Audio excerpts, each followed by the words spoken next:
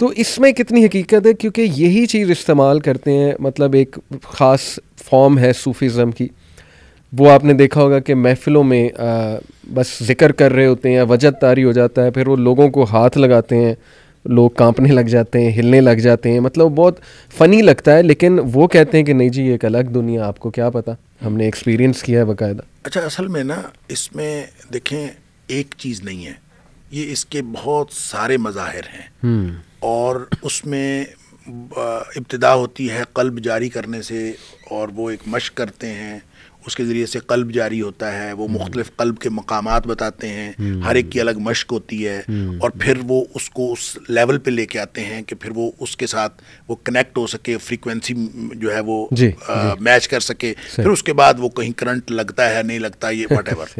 میں یہ کہتا ہوں کہ اگر تو یہ دین ہے تو پھر سورس آف نالج مدینہ ہے، سبحان اللہ، پھر نبی پاک صلی اللہ علیہ وسلم کی ذات ہے. صحیح.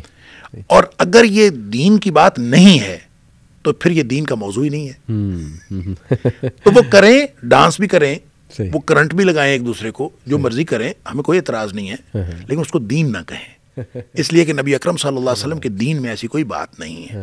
دین اتنا ہی ہے جتنا نبی کریم صلی اللہ علیہ وسلم نے بتا دیا. آپ نے جو دین صحابہ کرام کو سکھایا وہ دین ہے. لہٰذا اگر تو نبی کریم صلی اللہ علیہ وسلم نے صدیق اکبر کا کوئی قلب جاری فرمایا تھا اور اس کے لیے کوئی مقامات کی مشق کروائی تھی تو ٹھیک ہے، یہ دین ہے.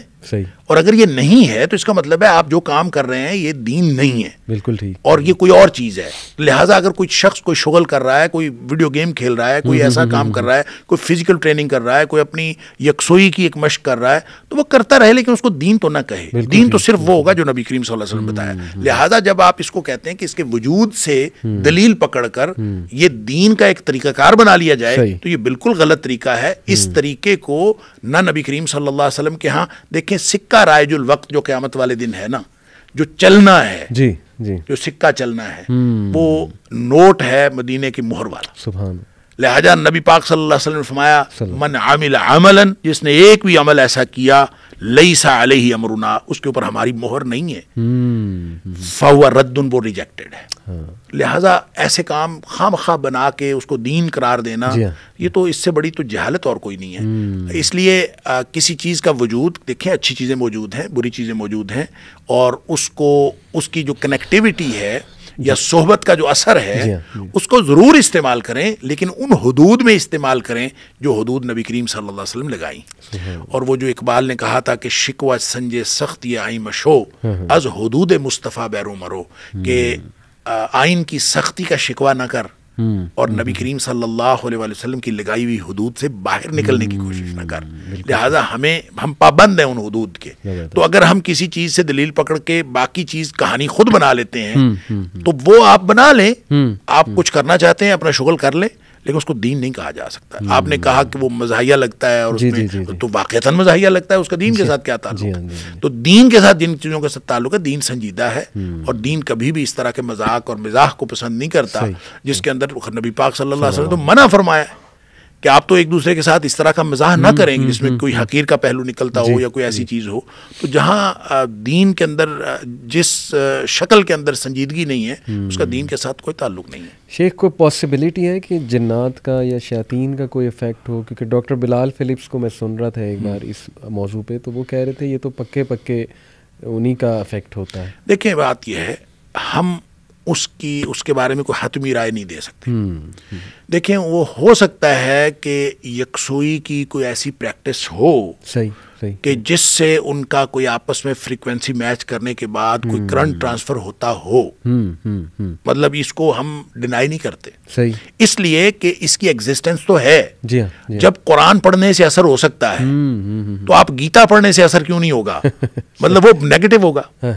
تو اگر ظاہر سی بات ہے، آج بچے جو ہیں وہ یہ کھیلتے ہیں ویڈیو گیمز، عجیب و غریب اس کے اندر شکلیں بنی ہوتی ہیں. تو ویڈیو گیمز کھیلنے کے بعد یا کوئی ایسی کارٹون دیکھنے کے بعد بچے کے اوپر نفسیاتی اثرات نہ ہوں، یہ کیسے ممکن ہے؟ تو جیسے قرآن پڑھنے سے پازیٹیو اثرات ہوتے ہیں، دین کی بات سننے سے پازیٹیو اثرات ہوتے ہیں، نماز پڑھنے سے، آپ دیکھیں نماز پڑھنے سے پہلے کی کیفیت اور نماز پڑھنے کے بعد کی کیفیت زمین آسمان کا فرق ہوتا ہے. اور یہ فرق کس لیے ہوتا ہے کہ ظاہر ہے کہ ایک عمل ہے, اس کی ایک پازیٹیوٹی ہے, اس نے آپ کے جسم کو متاثر کیا.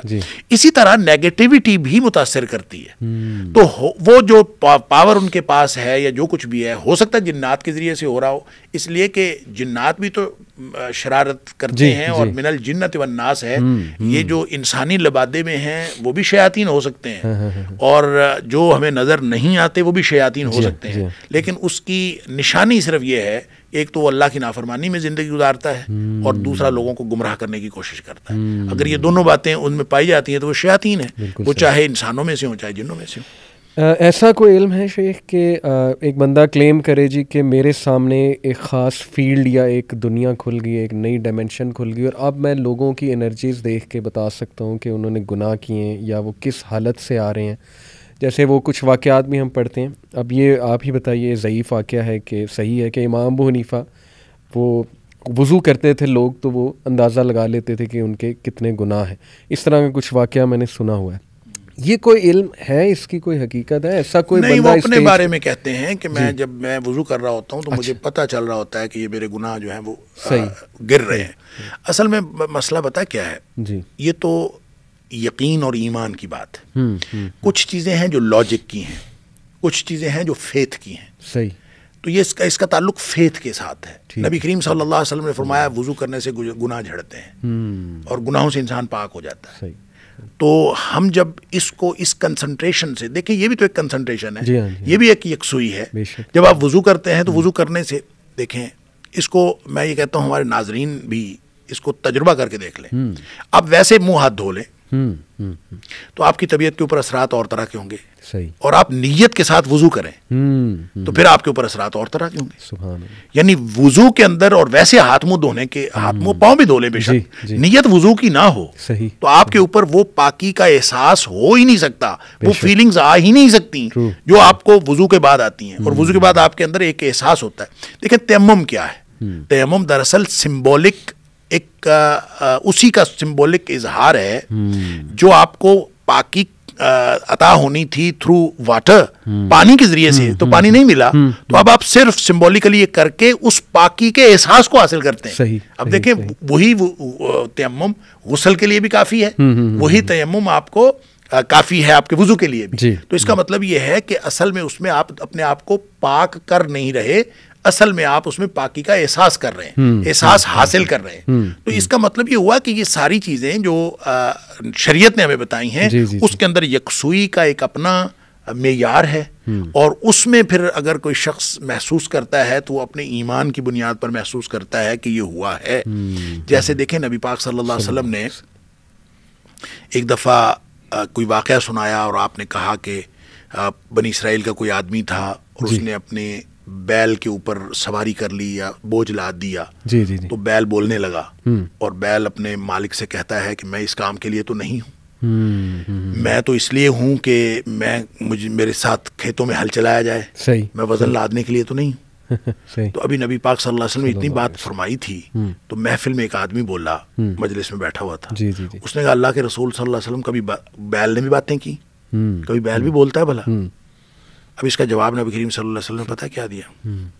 اب ہمارا انا اومن بہی و ابو بکر و عمر, اس پر میں بھی ایمان رکھتا ہوں, ابو بکر بھی ایمان رکھتا ہے, عمر بھی ایمان رکھتا ہے. یعنی آپ ابو بکر سے پوچھ لو یا عمر سے پوچھ لو, تو ابو بکر اور عمر کوئی عینی گواہ تھوڑے تھے, نہیں.